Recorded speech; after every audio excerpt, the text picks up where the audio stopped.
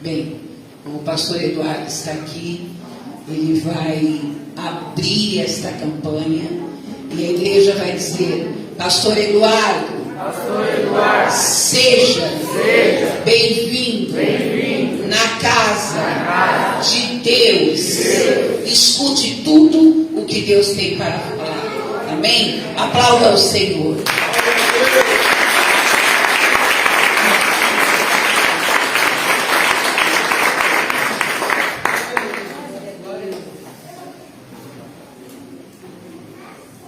Glória a Deus. Aleluia. Meus irmãos, é com muita alegria e satisfação que eu cumprimento a todos com a paz do Senhor. Amém. Aproveitando o ensejo que nós estamos de pé, eu quero convidar a você, por gentileza, abra a sua Bíblia em Mateus capítulo 28. Mateus capítulo 28, a partir do versículo de número 16.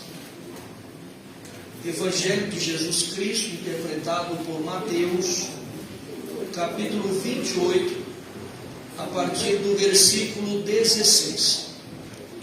Eu quero aproveitar também a oportunidade para externar a Deus minha gratidão por essa oportunidade de estar com os irmãos nesta noite. Deus abençoe a vida do pastor Maurício, obrigado. Deus abençoe também a vida da sua esposa. Deus abençoe também a pastora Mara, toda a equipe de obreiros e todos que estão presentes nesta noite. A palavra de Deus, ela nos fala da seguinte forma. Vou usar uma tradução aqui um pouco diferenciada, mas o significado é o mesmo que você tem em mãos. Os 11 discípulos foram para a Galileia, para o monte que Jesus lhes indicara. Quando viram, o adoraram, mas alguns duvidaram. Então Jesus aproximou-se deles e disse: Foi-me dada toda a autoridade nos céus e na terra. Portanto, vão ou ide, e façam discípulos de todas as nações, batizando-os em nome do Pai, do Filho e do Espírito Santo, ensinando-os a obedecer ou a guardar tudo que eu ordenei a vocês ou vos tenho mandado. Certamente, ou eu estarei convosco todos os dias até a consumação dos séculos. Amém.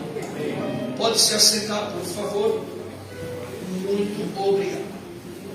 Meus irmãos, antes que eu faça aqui o uso da exposição da palavra de Deus, o vernáculo sagrado, eu gostaria de pedir uma gentileza para os irmãos.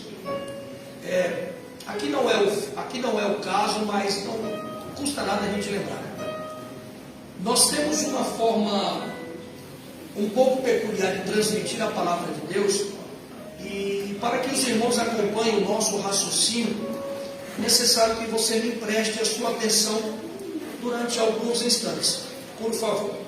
Pois bem, eu entendo, irmãos, que pregar a palavra de Deus não é um hobby, não é um costume, não é um hábito, e sim um compromisso vinculado à vocação que é a chamada de Deus. Nós entendemos, irmãos, que para que nós viéssemos a estar aqui nesta noite ou na noite deste dia, todos nós inevitavelmente passamos por 3 etapas, que são convencimento, confissão de fé pública e o que nós chamamos de a consolidação das palavras que foram ditas aqui à frente na confissão de fé pública, que se deram ou se deu no ato do batismo nas águas. Ninguém pode servir a Deus, ninguém pode servir a Cristo, ninguém pode fazer parte da obra de Deus e realizar a obra de Deus, se não obedecer e passar obrigatoriamente por essas 3 etapas. E tudo se consuma ou se consolida no batismo nas águas. O batismo nas águas, ele não é opcional, ele é obrigatório, de suma importância, para que nós venhamos a entender os nossos direitos e os nossos deveres. A primeira situação que acontece é que nós recebemos 2 privilégios. O primeiro é participar do corpo de Cristo, a noiva do Cordeiro, a igreja do Senhor, como membros do corpo. O segundo privilégio é ter a autorização de Deus, dos céus e do ministério para participar da ceia do Senhor, o corpo e o sangue. No batismo nas águas também acontece a chamada mudança de tempo. Por quê? Porque para servirmos a Deus, a primeira coisa que Deus requer de nós é que nós venhamos abrir mão do nosso tempo. E esse tempo ele é descrito na Bíblia Sagrada, no Antigo Testamento, em meio aos 39 livros que o formam, em uma expressão hebraica chamada de Cronos, que é o tempo humano, tempo esse que determina datas, épocas e estações. Portanto, esse tempo para Deus não serve. Então, a primeira mudança de Deus que é necessária e se faz necessária é a mudança de tempo. Nós somos tirados do nosso tempo e somos transportados para o tempo de Deus, que está descrito no Novo Testamento, em meio aos seus 27 livros que o compõem, em uma expressão grega chamada de kairos. Nós entendemos que no ato do batismo nas águas, tanto no mergulho do corpo quanto da retirada, dois princípios básicos da nossa fé se cumprem. O primeiro princípio é o princípio que faz jus à palavra batismo, que o significado é esse: sepultar alguém vivo. E o segundo princípio é chamado princípio de renúncia.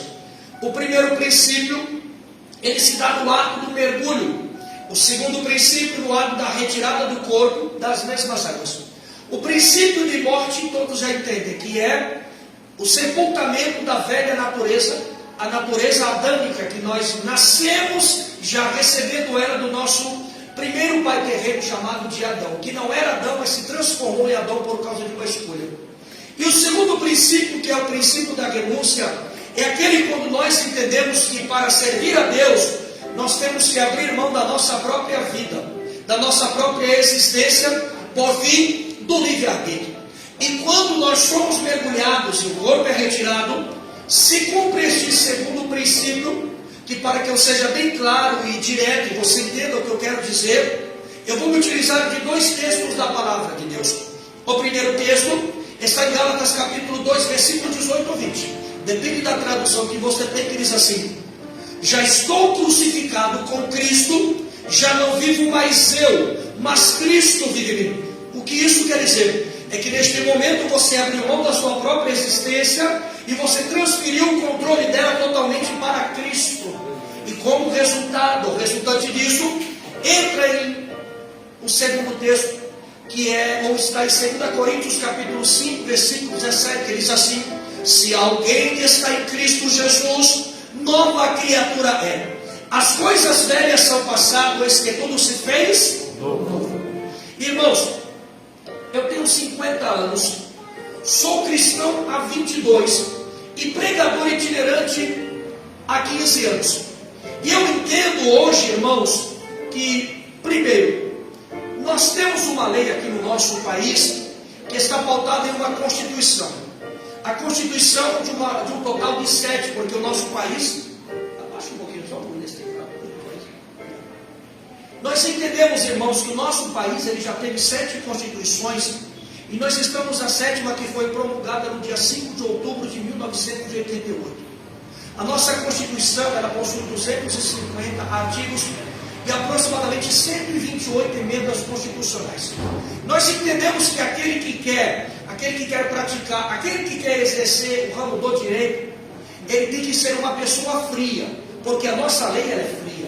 O que eu quero dizer com isso? Irmãos, eu tendo 50 anos, servindo a Cristo há 22, quantos anos da minha vida eu perdi? 28 anos. Para a nossa lei, esses 28 anos que eu perdi, eu jamais irei recuperá-los. E além de tê-los perdido, eu serei punido por ter perdido esses 28 anos. Aí o que acontece? Quando Deus foi aonde ninguém foi para nos alcançar, que obra que Ele fez? A obra que traz significado à palavra igreja. Porque a palavra igreja, de uma forma básica, significa arrancados de dentro do mundo para fora e assentados nos lugares celestiais. Quer dizer que quando Deus foi aonde ninguém tinha condições de ir, Ele nos arrancou de dentro do mundo para fora com raiz e tudo. E é por isso que nós estamos aqui. Mas o que nós temos que entender é que Deus não chama ninguém para ficar parado, de braços cruzados, apenas observando. Quando Ele nos arrancou de dentro do mundo para fora, simultaneamente Ele olha para nós e nos concede algo chamado pelo nome de vocação. A vocação, quando ela é entendida, absorvida e exercida, ela se torna a chamada. O que é a chamada? É a maneira pela qual Deus vai te usar em comunhão e em conjunto com o Espírito Santo. Eu gostaria aqui de realizar duas perguntas. E você, se você quiser, para você me ajudar, você vai responder que sim ou que não. Se você quiser, porque não é obrigatório. Mas se você responder, você vai me ajudar. Entenda a pergunta. Individualmente falando, nós somos igreja, sim ou não? Sim. Não. Individualmente falando, não. Eu acabei de falar aqui que individualmente falando, nós somos membros vinculados ao corpo de Cristo, que é a igreja do Senhor. Neste exato momento, nós somos igreja. Por quê? Porque aqui acontece a unidade dos membros do corpo de Cristo, a chamada unidade do corpo de Cristo, formando a igreja, a noiva do Cordeiro, a igreja do Senhor. A segunda pergunta: nós somos ganhadores de alma, sim ou não? Sim. Interessante é que agora ninguém quer responder. É sempre assim, eu faço a primeira, aí na segunda ninguém quer responder. Nós somos ganhadores de alma, sim ou não? Sim. Não somos ganhadores de alma. Por quê? Zacarias capítulo 4, versículo 6. E João capítulo 16, versículo 7 diz o quê? Diz que é o Espírito Santo, aquele que viria para convencer o pecador acerca do pecado, da justiça e do juízo. Se é Ele quem convence, por que nós é que ganhamos? Aquele que convence é aquele que ganha. Quando Ele convence o pecador, entenda bem, nós temos que trabalhar em unidade com o Espírito Santo. É aí que vai entrar a sua chamada. Nós, como cristãos, nós temos três alicerces, que são as três convicções da nossa fé. E elas estão pautadas nas três maiores celebrações do povo judeu. Quais são? Páscoa, Pentecostes e Tabernáculos. Cada um faz menção, ou cada uma faz menção das nossas três convicções de fé. De forma básica, a Páscoa lembra o quê? Da onde Ele nos tirou. Primeira convicção de fé. O Pentecostes é o quê? Aonde Ele nos colocou. E portanto, a quem nós devemos prestar conta dentro da hierarquia e obediência. E por último, o tabernáculo, que é o quê? Que indica para onde Ele vai nos levar. Aí entenda uma coisa: no ato do exercício da tua chamada, quem estiver observando você no ato do exercício da mesma, tem que observar em você uma segurança, tem que observar em você uma fé absoluta.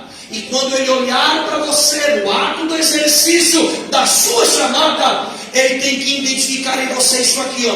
Você sabe da onde você saiu e da onde Ele te tirou. Você sabe aonde Ele te colocou e portanto aqui você deve prestar conta e satisfação. E você sabe para onde Ele vai te levar, irmãos. Aleluia. Isso tudo em comunhão, em conjunto com o Espírito Santo. E em tese isso quer dizer o quê? Eu não sei qual é a tua chamada. Eu não sei qual é a vocação que Deus te concedeu. Mas uma coisa é fato: quando você estiver exercendo-a, você deve fazer e fazer bem feito. Se é para pregar, pregue bem. Se é para louvar, louve bem. E entenda que você trabalha em unidade com o Espírito Santo de Deus. Aleluia. Você trabalha em comunhão com o Espírito Santo de Deus. Tudo para a glória do nome do Senhor e para a edificação do corpo de Cristo. Quem faz parte do corpo de Cristo aqui? Deixa eu ver, levante a sua mão e dê glória. Glória a Deus. Quase que você levantou a mão. Por isso que você tem que entender o que eu estou falando aqui. O que nós entendemos, irmãos? Mesmo antes de, eu vou dar meu exemplo, mesmo antes de eu nascer, muitas coisas são ensinadas de forma errada. Por quê? Lembra quando você leu pela primeira vez o Salmo de número 40, que começa falando o quê? Esperei com paciência. Duas coisas que o ser humano não gosta de fazer. Esperar, não gosta. E com paciência, pior ainda.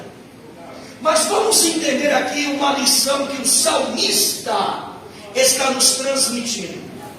Aqui os irmãos concordam comigo que é uma ação que já foi feita, sim ou não?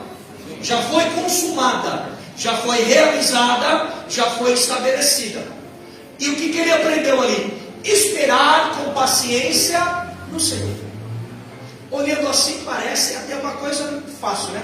Esperar com paciência em Deus. E parece que foi fácil o que ele fez. Agora vamos observar o contexto.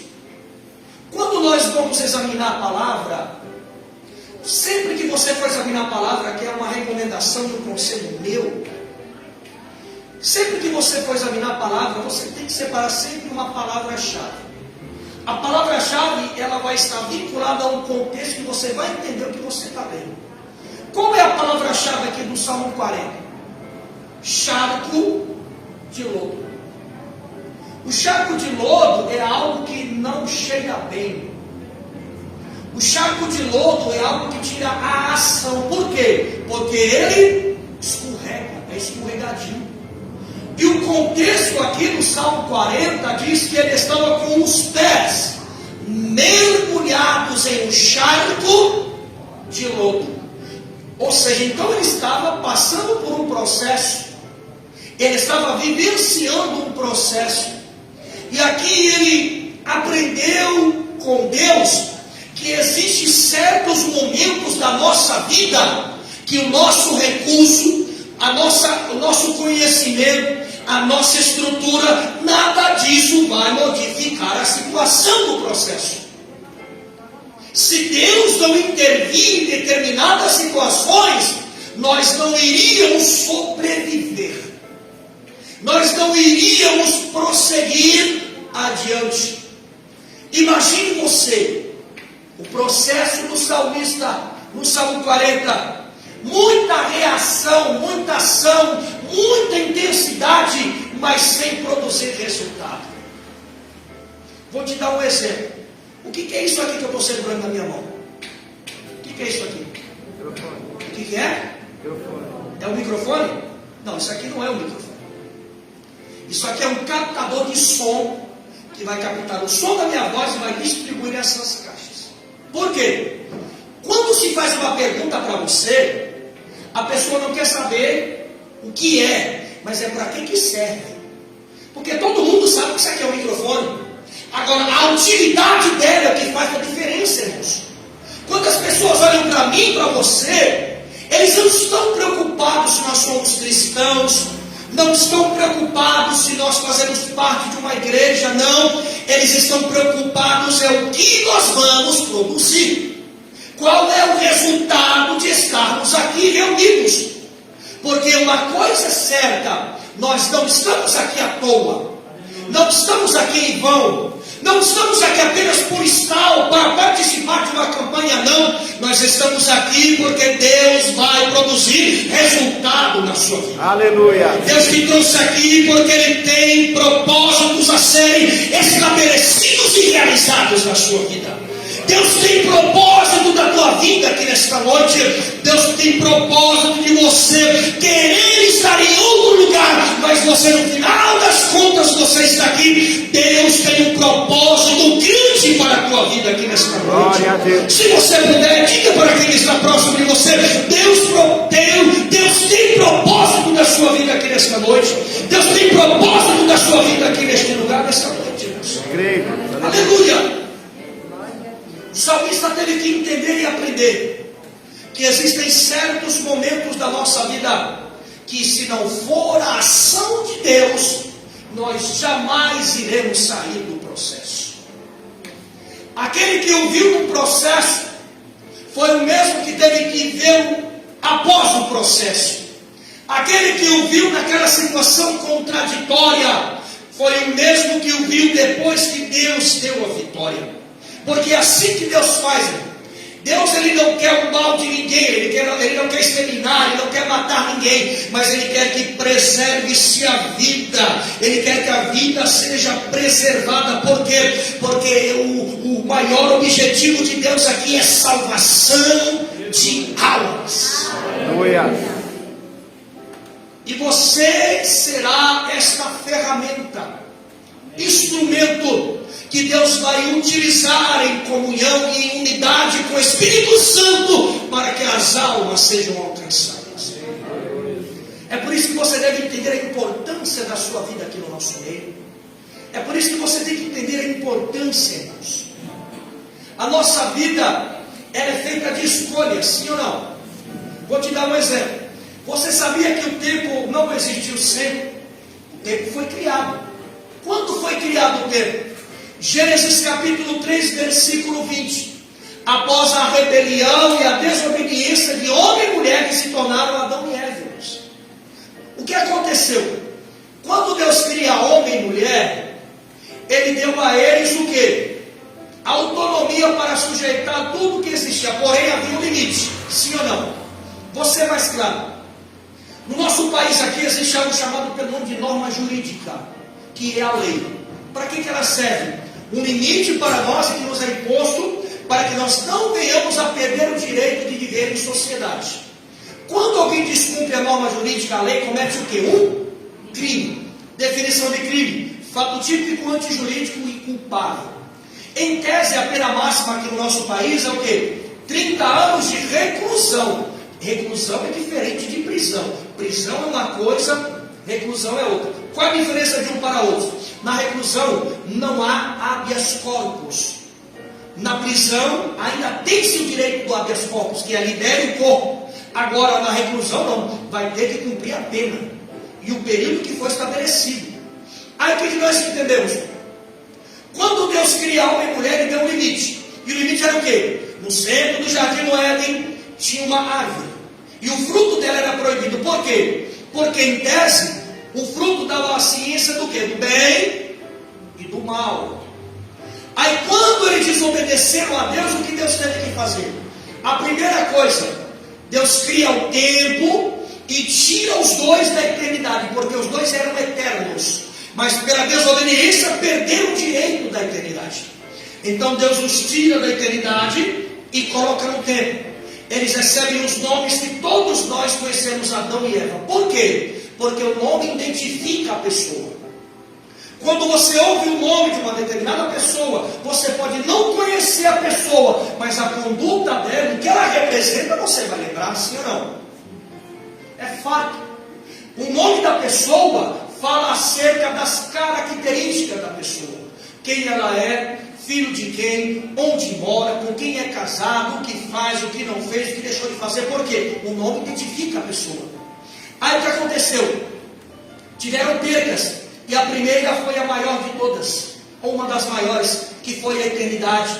A segunda perca, a comunhão com Deus, porque traição quebra todo o princípio de comunhão e confiança. E por último, perderam o direito de continuar habitando no Éden. Aí Deus os tira de lá de dentro. Naquele instante, eles lançaram uma maldição sobre todos os seus descendentes. Maldição essa que é chamada em hebraico de tamer. Tamer é o quê? Bloqueio. Por quê? Nós não éramos mais dignos de termos acesso a Deus. Por causa do quê? Da desobediência, do pecado, da rebeldia. Aí o que teve que acontecer? No Antigo Testamento, os irmãos vê um número incontável e infindável de pessoas que tentaram restabelecer essa ordem natural, mas nenhum deles tinha competência ou condições. O único que teve essas condições é aquele que nós estamos aqui hoje prestando culto a Ele. Aquele que é o autor e o consumador da nossa fé, chama-se Jesus Cristo de Nazaré. É para Ele que você veio prestar culto, é a Ele a tua glorificação, é para Ele a tua obediência, e é por isso que nós estamos felizes, porque este culto não é culto para homens, este culto é um culto para Deus. Essa obra não é obra de homens, essa obra é uma obra de Deus. Glória a Deus. E eu faço um coro aqui. Deus, Ele não perdeu o controle da situação, irmãos. Amém, Jesus. Nosso Deus, Ele tem uma característica que só Ele a tem. É o fato dele ser soberano. Quer dizer o quê? Que Ele não precisa do apoio, do aval e da autorização de ninguém para nada. Ele não precisa da autorização do presidente da República, dos senadores, dos deputados federais, estaduais, governadores, prefeitos, vereadores, do Supremo Tribunal Federal, Advocacia Geral da União, Controladoria Geral da União, não, porque Ele é soberano, Ele faz a hora que quer, da forma que quer e da maneira que Ele quer. E é por isso que Ele te trouxe aqui nessa noite para dizer: eu continuo no controle de todas as coisas. Quem concorda com isso, levante a mão e glorifica. Glória a Deus. Olhe para o sermão de aprender. Deus continuará sempre no controle das coisas. Ele não perde jamais o controle da situação. Aleluia. Nós lemos um texto aqui nesta noite, irmãos, que é um texto muito conhecido, e de forma alguma eu acredito que não tem alguém aqui que nunca ouviu esse texto, que nunca leu, que nunca pregou, que nunca ouviu um ensino, uma escola bíblica, um culto de ensino, um discipulado, um simpósio, não é possível que há alguém aqui no nosso meio que nunca leu esse texto. É um texto muito conhecido. E ele trata aqui um momento distinto na obra de Deus. Por quê? Trata-se do momento que Jesus havia ressuscitado, mas até então os 11 discípulos, porque ainda não havia acontecido o crivo para a inserção de Matias no lugar de Judas Iscariotes, o que aconteceu? A ideia que eles tinham de Jesus era aquele crucificado sem ter ressuscitado. E aqui a Bíblia diz que eles estavam subindo para um monte na Galileia. Por quê? Porque fazia parte da rotina que eles tinham com Jesus. Eles estavam agindo como que se Jesus estivesse com eles, porque a rotina não poderia mudar. Mesmo se havia a insegurança, as pessoas dizendo que ele não iria voltar, questionando e zombando deles, irmãos. Porque sempre é assim. Porque tem gente que não entende que a obra de Deus, ela está vinculada no tempo de Deus, e as coisas só vão acontecer na vontade de Deus. É Ele quem determina a hora certa para tudo. É por isso que nós temos que entender e aprender a esperar com paciência em Deus. Por quê? Porque Ele nunca vai chegar na última hora, nunca chega atrasado. Ele chega sempre na hora certa. Aleluia. Ele chega sempre no momento certo, porque o tempo está sob o controle dele, e não é o nosso tempo, mas é o tempo de Deus, e é esse tempo que você está vinculado e estabelecido a Ele. Aleluia. Aleluia. E o curioso aqui que me chama a atenção é que eles estavam subindo ao monte, e a Bíblia diz que no ato deles estarem subindo, eles encontram Jesus descendo. Eles subindo e Jesus descendo. Eles indo e Jesus voltando. E quando eles observam de longe que era Ele, ali criou-se ali uma situação. E a situação que eu vou explicar e abordar aqui agora. Aqui, irmãos, eu já faz algum tempinho que eu trabalho com teologia, com aula teológica, e esse texto aqui ele foi assunto de uma aula retrasada, de um núcleo que eu tenho, às terças-feiras.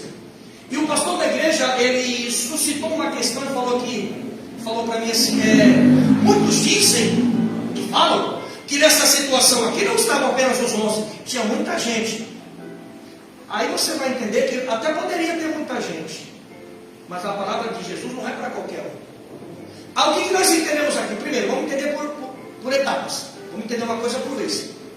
Quando eles veem Jesus de longe, o que a Bíblia diz aqui, irmãos? Que imediatamente uns adoraram. Aí entra uma vírgula e diz o quê? Que outros duvidaram.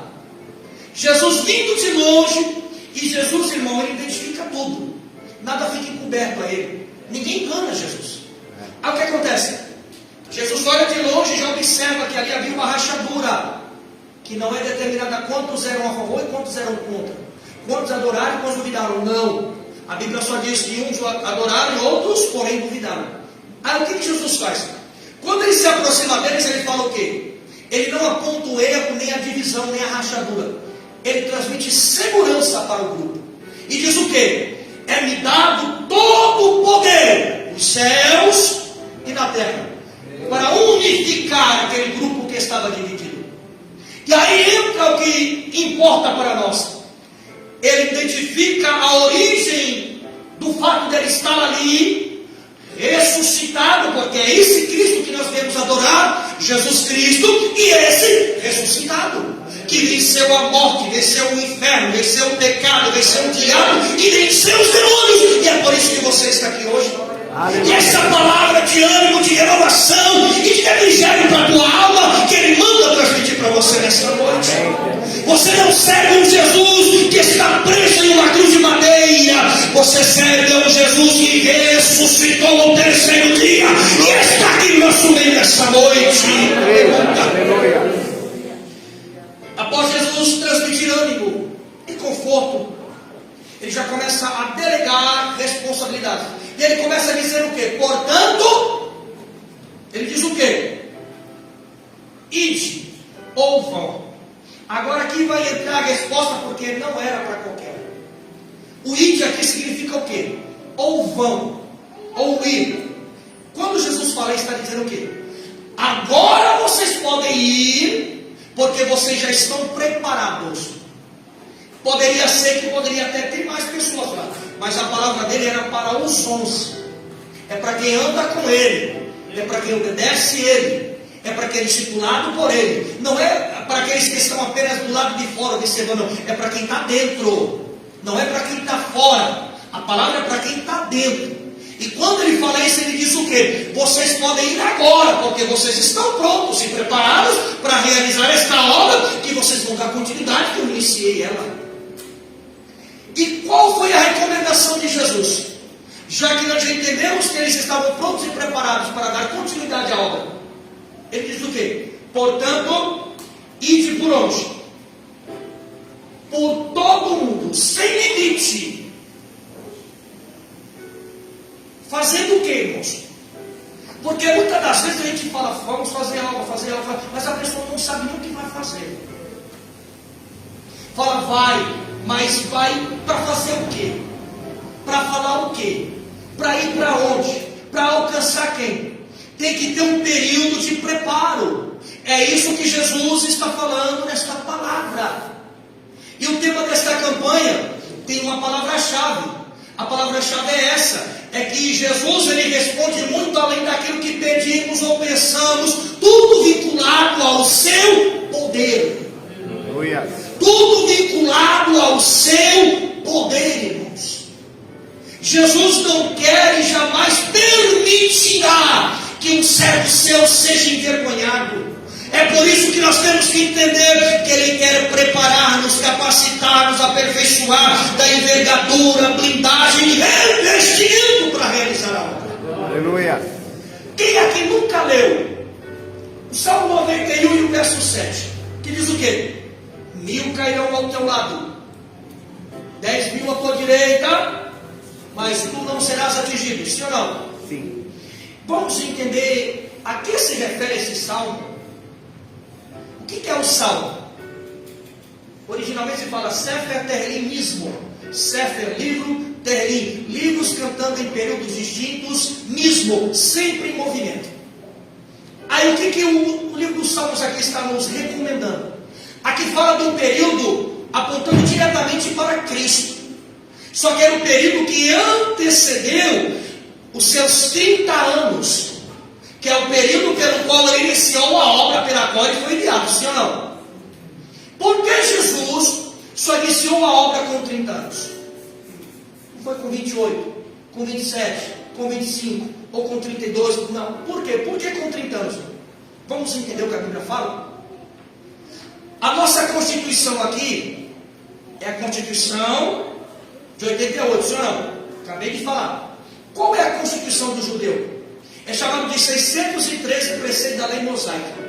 Eles não são sagrados, não são canônicos, são leis de ética, conduta, jurisprudência de todo cidadão judeu dentro da sociedade judaica, sabendo os seus direitos, deveres e os seus limites. E dentro desses 613 preceitos tem uma lei judaica chamada de Mishnah, que é a lei que dá direito de escolha para qualquer judeu com a idade a partir de 30 anos. Por quê? Porque Jesus nunca vai fazer nada na ilegalidade. Deus não vai fazer nada que seja contra a lei. Deus trabalha com normas e Deus obedece às normas que Ele estabelece. Aí o que ele entendia? Que com a idade de 30 anos ele poderia escolher não continuar vinculado à sinagoga, nem tampouco à cúpula judaica e pegar um outro caminho, uma outra escolha, porque essa lei dá direito de escolha. Aí o que ele foi fazer? Ele deixou o serviço de carpintaria, foi para onde?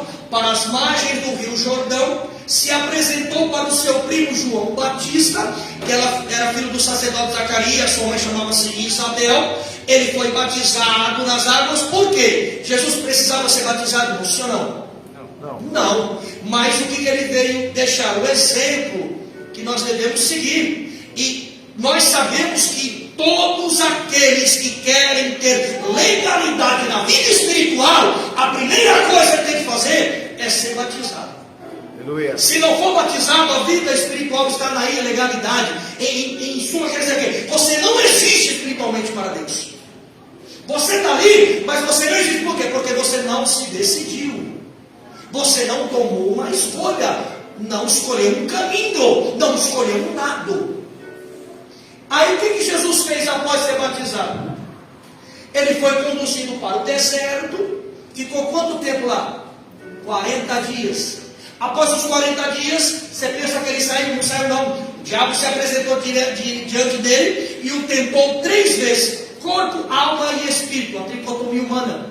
E nas 3 propostas, Jesus disse o quê? Está escrito. Aleluia. Triunfou. Aí o que acontece? Ele foi recepcionado pelos anjos e foi conduzido para a sua cidade natal, Nazaré. Chega lá no dia de sábado. O que é o sábado para o judeu? É um dia sagrado. Assim como a sexta-feira é sagrada para o muçulmano, assim como o domingo é sagrado para nós. Aí o que aconteceu? Ele chega num sábado, entra numa sinagoga, e os irmãos sabem que a sinagoga nunca foi projeto de Deus. Por quê? Ela foi criada no período interbíblico, o fim do Antigo Testamento e a iminência do surgimento do Novo Testamento. Durou aproximadamente 400 anos. O silêncio de Deus era o período que Deus não se comunicava com a humanidade. Ele não falava nem por Urim, nem Tumim, nação profética, sacerdotal individual, nem tampouco coletiva. E aqui, neste período, surgiram as sinagogas. Como é o perfil da sinagoga? É um pouco diferente da nossa. Por quê? Porque aqui o ponto da nossa igreja é aqui da sinagoga, é no meio, é chamado de Bimá, em cima 3 cadeiras, Messias, Elias e Moisés. E então, quando Jesus entra participando da liturgia, ele recebeu a oportunidade, pastor Maurício, do texto devocional, que é o primeiro texto que a gente lê dentro da nossa liturgia. E quando ele é convidado até a Bimá para realizar a leitura devocional, um auxiliar, um obreiro da sinagoga traz um pergaminho lacrado. Ninguém sabia o conteúdo daquele pergaminho, mas quando ele abre, o que estava escrito lá? Livro do profeta messiânico Isaías, capítulo 60 aí. O Espírito do Senhor está sobre mim, porque me ungiu. Aí o que acontece? Quando ele lê esse contexto, ele vai até aonde? Ano aceitável ao Senhor. Pronto. Ano aceitável ao Senhor. Entrega ao rolo e ele toma uma atitude que deixou todos perplexos. O que ele fez? Ele não desceu, ele sentou na cadeira do meio, que é a cadeira dele, porque ele é o Messias. Você vai ver que no contexto diz o quê? Que houve um grande alvoroço, as pessoas ficaram confusas, perplexas. Por quê? Por causa da atitude que Jesus cometeu. Porque para eles, Jesus não era o Messias, mas eles sabem muito bem quem ele é e qual é a finalidade pela qual ele veio. Quando as pessoas olharem para mim e para você, eles não querem saber se você faz parte da igreja, se você prega bem, não, se você canta bem. Ele quer saber qual é a finalidade da tua chamada, para que você serve, para que você foi chamado, qual é a nossa utilidade dentro da obra e no reino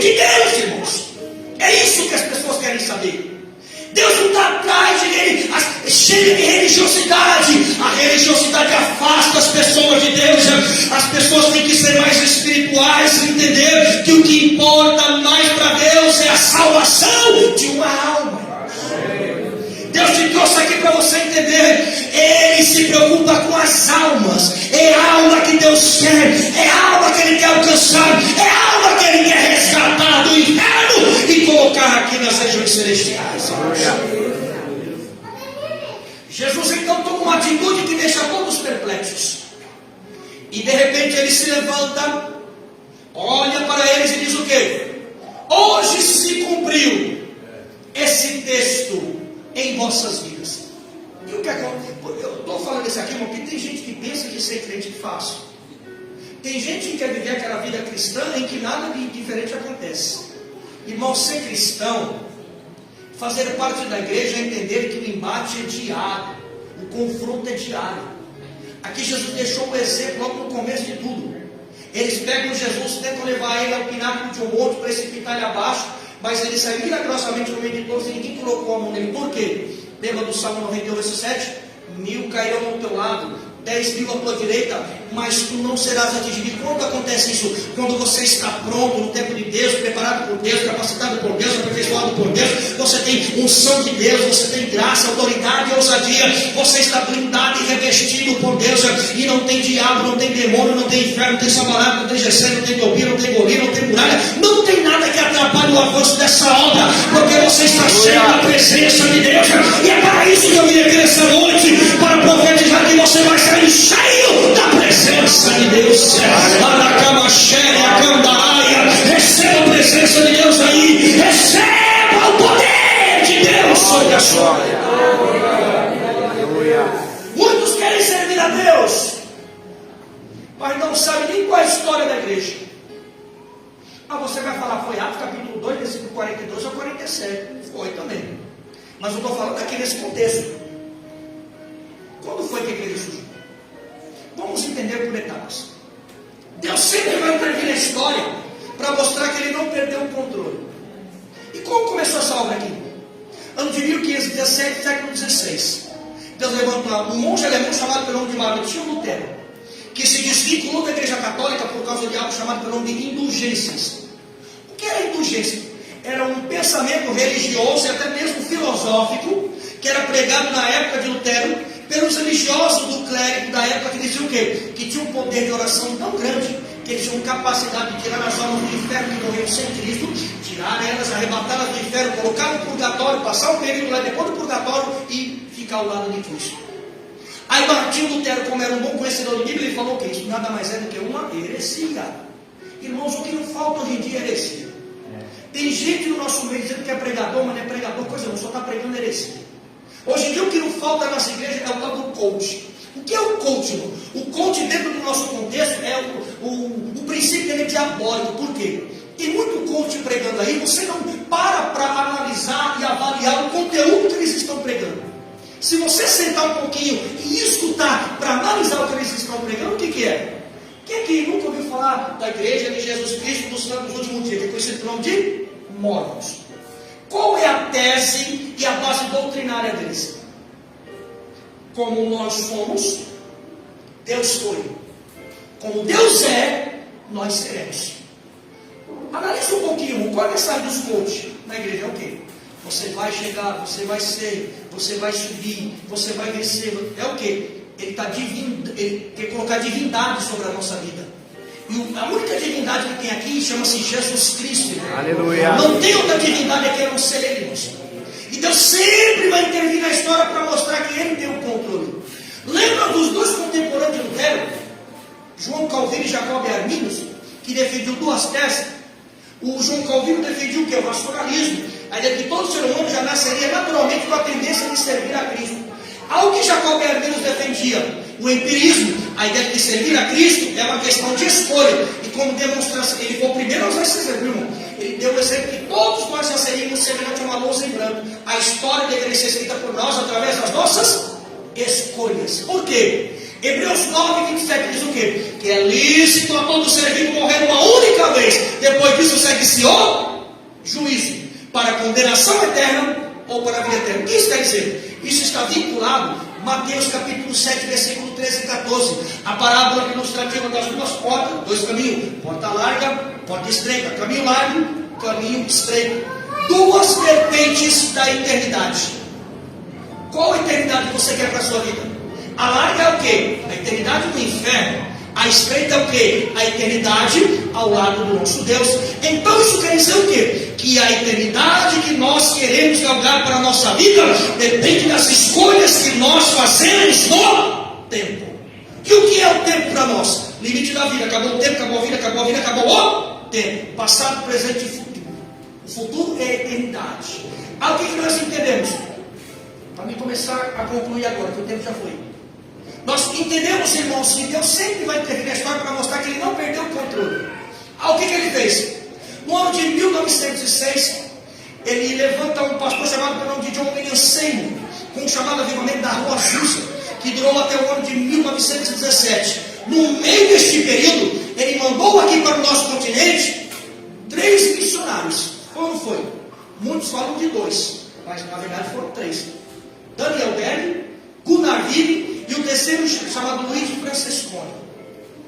Nós entendemos que quando eles chegaram no Brasil, lá no estado do Belém do Pará, eles ficaram congregando uma igreja batista tradicional. Todas as vezes que você andar por aí, aqui em São Paulo, qualquer outro estado, você vê a placa primeira igreja batista, é aquela igreja lá. Por que ela se destacou? Porque os missionários que Deus enviou para cá, que não eram para vir para cá, eram para ir para a Índia, Deus fez a reviravolta para eles virem para cá, para o nosso país. A obra qual que era? Era uma extensão daquela obra que Deus havia iniciado na Rua Azusa, o avivamento pentecostal, irmãos. Aí eles ficaram hospedados e congregando uma igreja batista 100% tradicional. Chegou um determinado momento que a chama pentecostal, ela fluiu na vida deles. O que aconteceu? Eles foram convidados a se retirarem da igreja. Abriram um ponto de pregação numa garagem da casa da irmã Celina Albuquerque. E ela foi a primeira mulher no nosso país a ser batizada com o Espírito Santo. Aí no meio desta situação, o Luiz Francesconi, depois você pesquisa para você ver que eu não estou falando heresia, o Luiz Francesconi, ele rachou com os 2 missionários e ele abriu uma seita. Sabe qual é? Congregação Cristã do Brasil. Para você entender o que, irmãos? A nossa fé, ela tem origem, ela tem raiz, ela está pautada. Nós não estamos aqui simplesmente por estar, porque não temos outra coisa para fazer, não. Nós estamos aqui com o propósito de Deus, e é por isso que você tem que colocar o seu joelho dobrado em prol desta obra, para eles entenderem que esta obra nunca e jamais foi obra de homem, mas sempre foi uma obra de Deus. Aleluia. Olha para o teu irmão e diga para ele: essa obra é uma obra de Deus. É Deus quem promove, patrocina, alicerça, segura, estabelece. É Deus que manda as almas. Aleluia. É Deus que manda as almas. Lembra quando Noé acabou de concluir a construção da arca? Quanto tempo durou? 120 anos. E quando ele acabou, você acha que ele tinha condições de buscar os animais de 2 em 2 e pares? Não, Deus é quem mandou. Ele só alojou cada um no seu espaço. 3 pavimentos, irmão. Para você entender o quê? Que Deus está no controle de tudo. Não se precipite, não abra mão, não barganhe, não troque a tua chamada por nada, não abra mão dessa oportunidade que Deus te concedeu de estar hoje aqui, porque para muitos ele pode ter perdido o controle, mas ele jamais perderá o controle da situação. Quais são as projeções que estão sendo feitas desde o dia 1º de janeiro? É que este será o primeiro dos piores 4 anos desta república, para eles lá fora, para os cientistas políticos, para os economistas, para até os filósofos pode ser, mas para nós aqui não. Por quê? Porque o nosso Deus está no controle. Ele manda te dizer que nesta noite, e se você tomar posse dessa palavra e receber ela, entendê-la, Deus manda dizer que este será o primeiro dos melhores 4 anos da tua vida, da tua chamada, do teu casamento, da tua existência. Deus me trouxe aqui para profetizar. Você vai viver algo revolucionário sobre a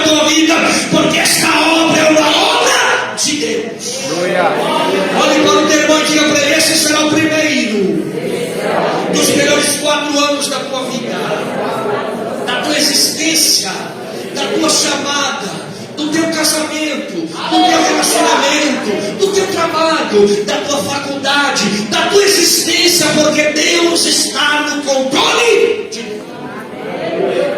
Você concorda com essa palavra? Amém. Crê nela? Amém. Recebe ela e absorve ela, que é de Deus.